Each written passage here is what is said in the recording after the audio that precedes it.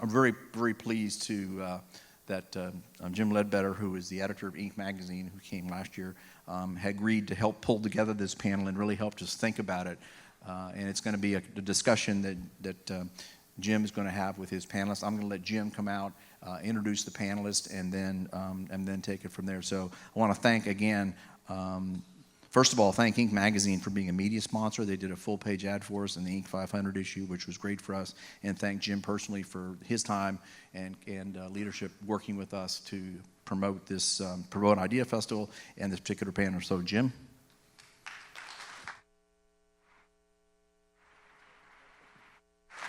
Thank you, Chris. And please welcome my panel. Let me introduce them from my left to the far left. Very first, we have Greg Christian. Greg is a chef. Greg is an entrepreneur. Greg created the first B Corporation in the state of Illinois, back before anyone knew what a B Corporation was. A lot of companies have decided to build a social mission into the very fabric of what they do as a company. And that is a relatively new idea. Conscious capitalism is a newish term. The idea of companies doing something beyond just making money goes back a little bit, but increasingly we're seeing this movement toward what is called conscious capitalism. We are lucky to have Greg with us. Greg actually created the first B Corporation in Illinois. You were kind of a B Corporation before B Corporation was a thing. So tell us, what were you thinking? What led you to create a company that was trying to do something beyond just make a profit? Well, I've been cooking for 35 years professionally, and most of those years I was busy chasing glamour and fame and just kind of bulldozing my way through life as a wild man chef. And then one of my youngest daughter got sick, and we, to make a long story short, we went all organic. It helped her stay out of the hospital, and I started to look at our food system and how that works. How our carrots become carrots and meat becomes meat, and all the waste that we were producing. I had no idea where it went. I didn't care where it went. The garbage guy came on time. He picked it up, and I was chasing flavor and money. And I kind of had this awakening of maybe there's more to do. And I started to remember my childhood where when I was a little boy, I really didn't understand why the world didn't work for everyone. I forgot that dream, which was like a world that works for everyone and everything. And it started to come back to me, remembering my dream. And what year is this that you're having this epiphany? Maybe 15 years ago. And so I started studying our food system, and before how I went through like kitchenness and entrepreneurshipness, I think of it as like a train, and I'm laying the tracks down before the train, hopefully heading towards profitability and keeping customers happy so they call again. And then I just started to layer a little bit more complicated tracks out in front of the train around how can I do what I do and make money and keep the team happy and serve the environment and serve community. So I just kind of jumped in. I just added a couple layers to that puzzle of running a business, a food business. And so I started to just learn about maybe I could buy local food and maybe I could buy organic food. I was the first zero-waste kitchen probably in America over 10 years ago. I was committed to recycling and composting everything, and I finally found this Chinese lady in China to take my plastic wrap and gloves, and I started sending my plastic wrap and gloves to China. My friends were like, "You're crazy." And I'm like, "No, I'm done putting stuff into the dump because that's really somebody else's backyard." I just never thought of that before. What did she do with them in China? Well, she was some recycling queen. I have no idea, I mean, I was hoping that it was working out, but I wanted you know. They're somehow made into unicorns that fly. Well, I mean, that TV might be made out of my plastic wrapped gloves, you know, I hope. But, so I just started the puzzle, and then I ended with, how can we serve a plate of food or a pan of food that makes money, the customer calls again, I'm happy with, the team can make, and we can prove that we're serving, you know, Mother Earth and people, like the world, people in the world. Because I'm going to just end it with, I don't know how to get everyone on the planet, you know, food, clean water, medicine, education, peace. I'm a chef. I actually have no idea how to impact any of that, but I take that intention, Jim, put it on the tracks as we make some food. Yeah. And so. It's very well stated. Thank you. Yeah, Greg, tell me from your own experience, so, you know, running a restaurant, running a catering business, food business, how do you decide which things you're going to focus on to express your social mission versus, you know, the things that you would normally do running that kind of business? well, some of the low-hanging fruit for me were, it was easy to go to a small bank. So that's, using a small bank is kind of important to, you know, B Corpness. So I'm not a big business, so going from Citibank to, you know, Eagle Bank is easy. Eliminating waste in the office and the kitchen is, you know, is easy. Buying local and organic food at first was hard, and then I re-looked at, one of the speakers talked about it, I re-looked at every single thing that happened in a kitchen that I could prove worked, and I kind of rejiggered kitchenness in my mind that now produces much less waste up front. Give us an example. So one of the things I do is I consult schools around the country. I teach the lunch ladies how to cook and buy local food and budget. And so I'm in strange kitchens all over America and Canada all the time. And I eliminate variety. So this is a hard thing for North Americans to handle. You know, we go to Target and there's 20 colors of the same sweater. McDonald's has 110 SKUs. That makes sense to them. So I go to one entree. It's a kick-ass entree. And I teach them how to make it. And then if it's a meat entree, we do, you know, an awesome salad bar that anybody would love. So eliminating variety. Another thing I do is I drop scales into the kitchen, both big scales and small scales, and we measure waste in 5 to 10 waste streams every day on the scale, front and back of the house. And then I am exact with portion size through the use of scales. So, and then exact on the production side. So whether it's in a different school or my business in Chicago, when lunch service is over or my guys in Chicago are finished making their, you know, all the meals they make to go get delivered to schools, there's no leftover food. There's no food for like the kitchen team to even eat. So there's just an exactness that is not present in the food business. Except maybe fast food. And that's a really good example. And you can imagine, right, from a fiscal point of view, that's a really good example of how this type of practice will also save money because you're not wasting the food. Right. I mean, in schools, I get between $3 and $3.20 for an entree, depending on how many economically disadvantaged kids, what that percentage is. So the most disadvantaged kids, there's percentages that don't matter now. They get $3.20 for a lunch, $2 for breakfast, and 80 cents for a snack. And I'm able to hit that budget with fabulous 100% scratch cooked food and a bunch of local food. So I just did this project on the east side of Buffalo where we went from free commodity, super nasty government beef to $4.90 grass-fed beef from a local guy down the street in budget. And so there's just a lot of waste.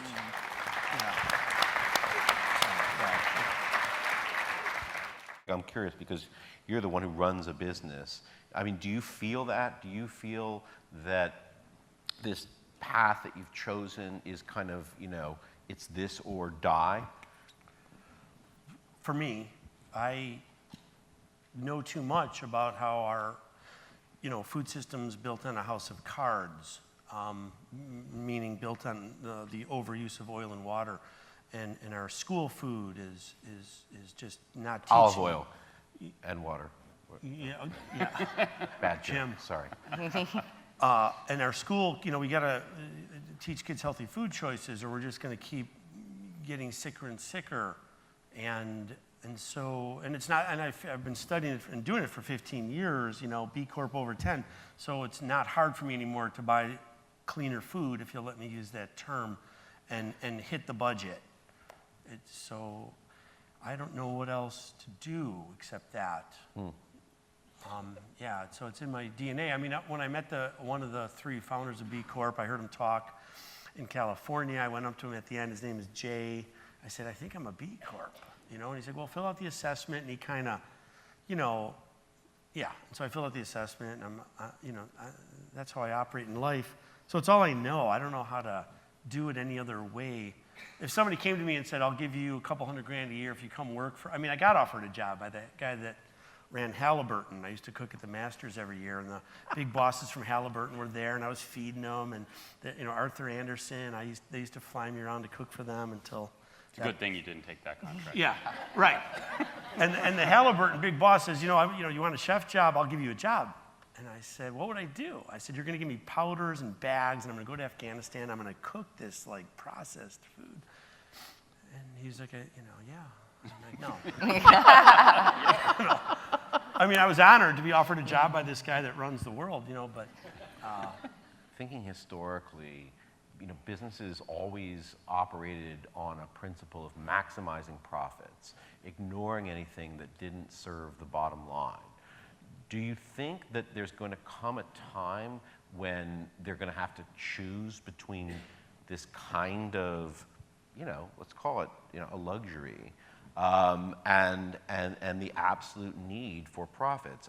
Particularly if we face another economic downturn, the likes of which we saw in 2008 and 2009. Isn't it possible that conscious capitalism is something that's nice to have when profits are high, but when push comes to shove, it's going to get shoved?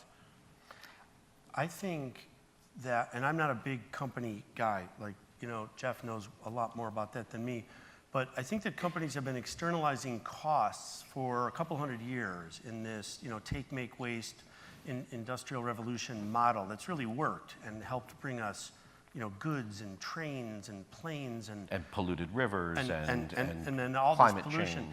Change and this externalizing cost idea, which most people are still ignorant about, is starting to really come to the forefront with Snapchat and Facebook and video and all these other technical computer things that I don't know much about. And people are starting to notice, like the oceans of plastic, the islands of plastic in the ocean, and atrazine on the corn that gets into the people, and all this other stuff. And they're still, I think, scratching their head, I want my corn, and I want my beef, and I want a lot of beef, and I want my tomatoes all year. But they're starting to question, my sense is, do I really need tomatoes all year? Mm-hmm. Or can I just eat them in season? And I think there's gonna be a convergence of narratives. There's a transparency / technological revolution going on. Right, so people are learning about it, and then I think, we're not gonna run out of, water or oil anytime soon, but, Olive oil. Yeah, olive oil. Yeah, We're just back. checking. Olive oil. But there's going to be... It's a real concern of mine. We're not going to... I'll get you olive oil. We're not going to... There could be a Middle East thing. I don't know much about, war either, but there could be a couple of things that happen and just kind of rock the world gently, and people will head there quicker. And I think that the big companies, the healing is going to come from the big companies, and I have a quick example. I wrote a 10-year strategy for the Field Museum that went out in their RFP for new food service companies, and they asked McDonald's and Corner Bakery to leave. Aramark won the bid. The 10-year sustainability 47-point strategy went into their contract, and I audit them.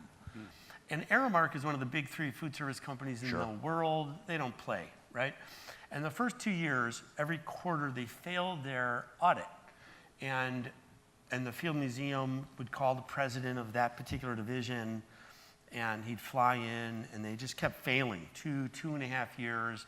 When Aramark finally realized, like, Greg wasn't going away, and the audit wasn't going away, and they were tired of being in breach of contract, and they had already sunk $1.5 million into the 2 restaurants, they went to their 4th chef, 4th general manager, and they embraced it. And now these 2 restaurants in this big museum in Chicago are heading quickly towards being one of the greenest, most sustainable food service operations in a cultural institution in America. And they're still hitting their profits, and they're scratching their head like, wait a minute, this wasn't that hard. It was just new. Right. For them. And now what were we doing before? Like, what were we doing before? So I don't know what's going to happen in Aramark, and I'm not saying that they're going to embrace it tomorrow. But when the big companies like Unilever, like the Aramarks, get in, I don't exactly know what's going to make them get in, but we can't keep this unconscious mental model of take, make, waste forever. What we have to do is put the things that we say we're doing into our corporate charter. So if we sell our company, they have to keep it up. And this came from the Ben & Jerry's sale. This is what inspired the B Corp guys with this old-timer Hal, where they got their inspiration from, who owned Untours before he passed. Ben & Jerry's didn't have it in their corporate charter that you had to use hormone-free milk. They put it up for sale. They didn't see Unilever coming, and Unilever came and bought, and they were just like, whoa. And Unilever said, and I wasn't there, and I'm paraphrasing, we might not stick with that hormone-free milk. It's more money. And Ben and Jerry freaked out, and they got constituents to like somehow convince Unilever to keep that up. And so that inspired the B Corp 3 men to, well, if we're doing this and we're measuring it so we can prove it, whatever it is, let's get it in the corporate charter. So that's one of the that's the heavy lifting. Yeah. A lot of people are afraid to put things in their corporate charter because they could think that's going to limit who could buy me, right? So it could limit the exit strategy. And on one point, they're right. But not everybody wants to have the gym clause, right? And have the non-smoking thing or whatever, buy local meat. Increasingly, though, I talk to companies on the exact opposite side of the question who say, we want to be a transparent B corporation. We want to have this stuff down because that's the investment opportunity that we are putting forward. We only want people to invest in our companies who are going to be part of our mission, and we're going to be, straightforward about it. And again, look, every company is different. Everybody's got different motivations. But I think when you look at the trajectory of, Jeff said it's 1,700 today, but it was 0 10 years ago. So when you look at that trajectory, a lot of it is companies wanting to make a positive statement and not just fear a negative outcome. Yeah, and I tell everybody that asks me, I'm like, don't become a B Corp. I mean, it's a big hassle. And I just passed my 5th assessment. It's like a nightmare. The auditor comes from Philadelphia, and I got to prove. Philadelphia's the worst. And I've got like a tiny company. Thanks for not saying auditors were the worst. Yeah. But there are things in the B Corp think that you could go look at and then make them part of your company and don't change your corporate structure. That's what I would do. Yeah. The value. Our time is up. I want you to please join me in thanking this amazing panel. Yeah, thank you. So nice. Good job. Thank you. Great. Great.